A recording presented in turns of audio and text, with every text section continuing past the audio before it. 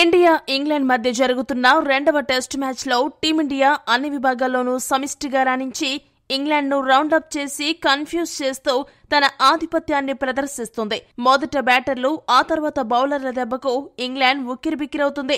ఈ మ్యాచ్లో Gill double century చేయడంతో స్టార్ ఆఫ్ ది మ్యాచ్ గా మారిపోయాడు. 25 ఏళ్ల వయసుకే గిల్ ఏకంగా 16 సెంచరీలు సాధించి క్రికెట్ ప్రపంచంలో సరికొత్త సెంచరీల హీరోగా అవతరించాడు. ఈ మ్యాచ్లో గిల్కు జడేజా, సుందర్ కూడా అండగా నిలిచారు. కెప్టెన్ గా గిల్ను ఎంపిక చేసినప్పుడు చాలా మంది పెదవి విరిచారు. మొదటి టెస్టులో సెంచరీ చేస్తే పొరపాటున చేశాడని కామెంట్ చేశారు.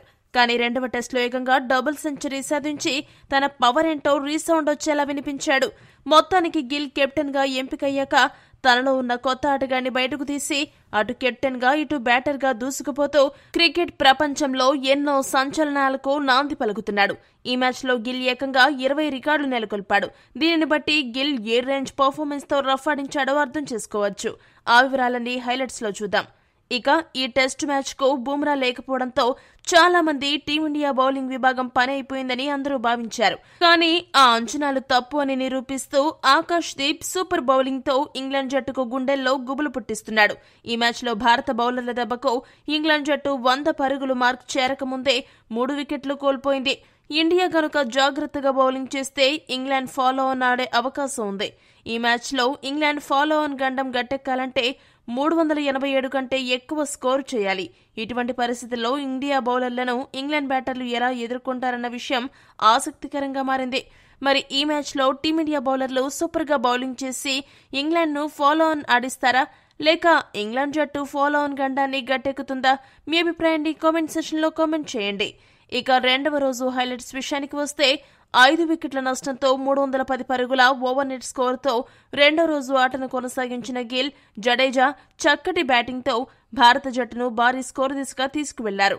114 పరుగులతో ఆటను ఆరంభించిన కెప్టెన్ శుభ్మన్ గిల్ చూస్తుండగానే టెస్టు కెరీర్లో తొలిసారి 150 పరుగుల మార్క్ అందుకున్నాడు. ఇక ఓవర్ నెట్ స్కోరు 41 పరుగులతో క్రీజ్లోకి వచ్చిన రవీంద్ర జడేజా అర్ధ సెంచరీ పూర్తి చేసుకుని సెంచరీ వైపుగా దూసుకెళ్లాడు.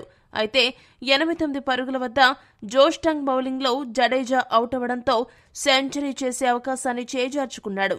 అలా గిల్, జడేజా 6 వికెట్కు నెలకొల్పిన 203 పరుగుల భాగస్వామ్యానికి తెరపడింది.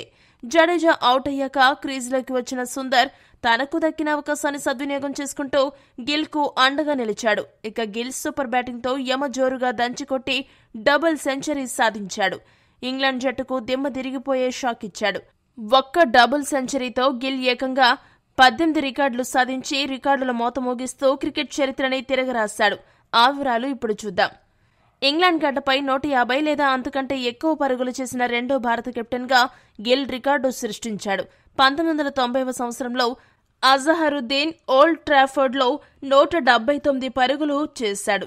విరాట్ కోహ్లీ 149 స్కోరుతో ఎడ్జ్బాస్టన్ లో అత్యధిక స్కోరు చేసిన భారత ఆటగాడిగా ఉండేవాడు.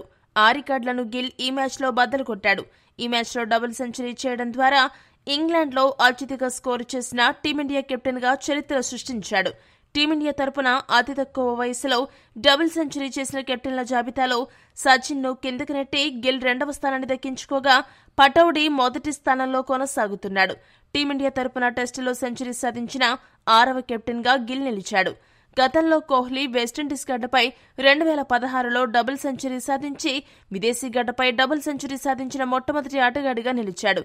మళ్లీ 9 ఏళ్ల తర్వాత విదేశీ గడ్డపై డబుల్ సెంచరీ సాధించిన రెండవ టీమిండియా కెప్టెన్ గా గిల్ రికార్డు నెలకొల్పాడు. సేనా కంట్రీస్ లో ఇప్పటివరకు 107 మంది కెప్టెన్లు పర్యటించారు. అయితే ఒక్క కెప్టెన్ కూడా డబుల్ సెంచరీ సాధించలేదు. కానీ 108వ కెప్టెన్ గా పర్యటించిన గిల్ డబుల్ సెంచరీ సాధించి సేనా కంట్రీస్ లో డబుల్ సెంచరీ సాధించిన తొలి ఆసియా కెప్టెన్ గా చరిత్ర సృష్టించాడు. కెప్టెన్ గా బాధ్యత తీసుకున్న 3వ ఇన్నింగ్స్ లోనే గిల్ డబుల్ సెంచరీ సాధించాడు. దీంతో అత్యంత వేగంగా టీమిండియా తరపున డబుల్ సెంచరీ సాధించిన కెప్టెన్ల జాబితాలో గవాస్కర్ తో కలిసి మొదటి స్థానాన్ని పంచుకున్నాడు. ఇక ఇంగ్లాండ్ గడ్డపై టెస్టుల్లో డబుల్ సెంచరీ సాధించిన 3వ ఆటగాడిగా గిల్ నిలిచాడు. గతంలో గవాస్కర్, రాహుల్ ద్రావిడ్ మాత్రమే ఈ ఘనతను సాధించారు. ఇంగ్లాండ్ గడ్డపై ఇండియా తరపున 221 పరుగులతో అత్యధిక స్కోరు చేసిన ఆటగాడిగా ఇన్నాళ్లు కొనసాగిన గవాస్కర్ రికార్డును బద్దలుకొట్టి ఇంగ్లాండ్ గడ్డపై టాప్ స్కోరర్గా గిల్ అవతరించాడు.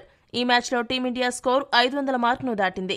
దీంతో ఎడ్జిబెస్టన్లో ఒక్క ఇన్నింగ్స్లో 500 స్కోరు చేసిన రెండవ జట్టుగా ఇండియా నిలిచింది. గతంలో దక్షిణాఫ్రికా ఈ ఘనతను సాధించింది. ఇక ఎడ్జిబెస్టన్లో ఒక విజిటింగ్ కెప్టెన్ చేసిన రెండవ అత్యధిక స్కోరు ఇదే కావడం విశేషం. ఈ మ్యాచ్లో గిల్ జడేజా జోడీ 203 పరుగుల భాగస్వామ్యం నెలకొల్పగా గిల్, సుందర్ కలిసి 144 పరుగుల భాగస్వామ్యాన్ని నెలకొల్పారు.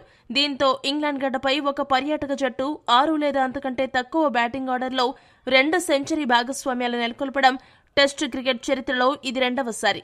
1957లో వెస్టిండీస్ మొదటిసారి ఈ ఘనతను దక్కించుకుంది. ఈ మ్యాచ్లో గిల్ 269 స్కోరు చేయడం ద్వారా టీమిండియా తరపున 250 మార్కును టచ్ చేసిన 6వ ఆటగాడిగా తన పేరు లిఖించుకున్నాడు. ఇక్కడ ఒక మైండ్ బ్లాక్ అయ్యే విషయం ఏంటంటే ఆసియా ఖండంలో కాకుండా బయట దేశాల్లో 250 స్కోర్ టచ్ చేసిన మొట్టమొదటి భారత ఆటగాడిగా గిల్ ఎవ్వరికీ సాధ్యం కాని రికార్డును నెలకొల్పి క్రికెట్ ప్రపంచాన్ని షేక్ చేశాడు. అంతేకాకుండా పూణేలో కోహ్లీ చేసిన 254 పరుగుల రికార్డును బద్దలుకొట్టి టీమిండియా టెస్టు చరిత్రలో అత్యధిక స్కోరు చేసిన కెప్టెన్గా గిల్ చరిత్ర సృష్టించాడు. ఇవన్నీ ఒకెత్తైతే టీమిండియా టెస్టు చరిత్రలో 5వ వికెట్ కోల్పోయిన తర్వాత అత్యధిక పరుగులు చేసిన టెస్టుగా ఈ మ్యాచ్ నిలిచింది. ఈ మ్యాచ్లో టీమిండియా 5వ వికెట్ కోల్పోయిన తర్వాత ఏకంగా 376 పరుగులు స్కోర్ చేసింది. అలా ఈ మ్యాచ్లో గిల్ దెబ్బకు రికార్డులు ఒక వరదగా నమోదయ్యాయి. ఇండియా జెండా ఇంగ్లాండ్ గడ్డపై రెపరెపలాడింది. ఇక మ్యాచ్ విషయానికి వస్తే గిల్, సుందర్ ఇద్దరు కూడా సూపర్ బ్యాటింగ్ చేస్తూ సెంచరీ భాగస్వామ్యం నెలకొల్పి ఇంగ్లాండ్కు కొరకరాని కొయ్యలుగా మారారు. టీమిండియా స్కోర్ను 500 మార్కు దాటించారు. గిల్ కూడా 250 స్కోరు చేసి ట్రిపుల్ సెంచరీ వైపుగా దూసుకెళ్లాడు. ఒకానొక సమయంలో టీమిండియా 600 స్కోరు చేయడం ఖాయంగా కనిపించింది. అయితే 42 పరుగుల వ్యక్తిగత స్కోరు వద్ద జో రూట్ బౌలింగ్లో సుందర్ క్లీన్ బౌల్డ్ అవ్వడంతో ఒక్కసారిగా లెక్కలన్నీ తారుమారయ్యాయి. ఆ తర్వాత కొద్దిసేపటికే గిల్ 269 పరుగుల వద్ద జోస్టంగ్ బౌలింగ్లో అవుట్ అవ్వడంతో ట్రిపుల్ సెంచరీ మిస్ అయింది. ఇక టైలెండర్ బ్యాటర్లలో ప్రసిద్ధ్ కృష్ణ 5 పరుగులతో అజేయంగా నిలవగా సిరాజ్ 8 పరుగులు, ఆకాశ్దీప్ 6 పరుగులు చేసి అవుట్ అయ్యారు. దీంతో టీమిండియా 600 స్కోరు చేయకుండానే 587 పరుగుల వద్ద ఆల్అవుట్ అయింది. ఇంగ్లాండ్ బౌలర్లలో షోయబ్ బషీర్ 3 వికెట్లు పడగొట్టగా జోస్టంగ్, క్రిస్ వోక్స్ చెరొక 2 వికెట్లు, బ్రైడెన్ కార్క్స్, స్టోక్స్, రూట్ చెరొక వికెట్ను దక్కించుకున్నారు. అనంతరం మొదటి ఇన్నింగ్స్ ప్రారంభించిన ఇంగ్లాండ్కు భారత ఫాస్ట్ బౌలర్లు ఊహించని జలకిచ్చారు. ఆకాశ్దీప్ ఆరంభంలోనే ఆకాశమే హద్దుగా చెలరేగి ఇంగ్లాండ్కు దడ పుట్టించి టీమిండియాలో ఫైర్ను పెంచాడు. ఓపెనర్ బెన్ టకెట్ను 0 పరుగుల వద్ద అవుట్ చేసిన ఆకాశ్దీప్ ఆ మరుసటి బంతికే 1 డౌన్ బ్యాటర్ ఓలీపోప్ను గోల్డెన్ డకౌట్ చేశాడు. ఆకాశ్దీప్ వరుస బంతుల్లో 2 వికెట్లు పడగొట్టి ఇంగ్లాండ్కు డబుల్ స్ట్రోక్ ఇచ్చాడు. ఒకవైపు వికెట్లు పడుతున్నా కొద్దిసేపు ఒంటరి పోరాటం చేసిన ఓపెనర్ జాక్ రాలీ 19 పరుగుల వద్ద సిరాజ్ బౌలింగ్లో అవుట్ అయ్యాడు. దీంతో ఇంగ్లాండ్ జట్టు 25 పరుగులకే 3 వికెట్లు కోల్పోయింది. ఇటువంటి పరిస్థితుల్లో జో రూట్, హ్యారీ బ్రూక్ జాగ్రత్తగా ఆడుతూ మరొక వికెట్ కోల్పోకుండా జాగ్రత్త పడ్డారు. దీంతో రెండవ రోజు ఆట ముగిసే సమయానికి ఇంగ్లాండ్ జట్టు 3 వికెట్లు కోల్పోయి 77 పరుగులు చేసింది. రూట్ 18 పరుగులతో, బ్రూక్ 30 పరుగులతో క్రీజులో ఉన్నారు. మరి మూడవ రోజు ఆటలో ఏ జట్టు పైచేయి సాధిస్తుందో వేచి చూడాలి. ఈ వీడియో గనక మీకు నచ్చినట్టయితే లైక్, షేర్, కామెంట్ చేయండి. మరిన్ని స్పోర్ట్స్ అప్డేట్స్ కోసం మా ఛానల్ను సబ్స్క్రైబ్ చేసుకోండి.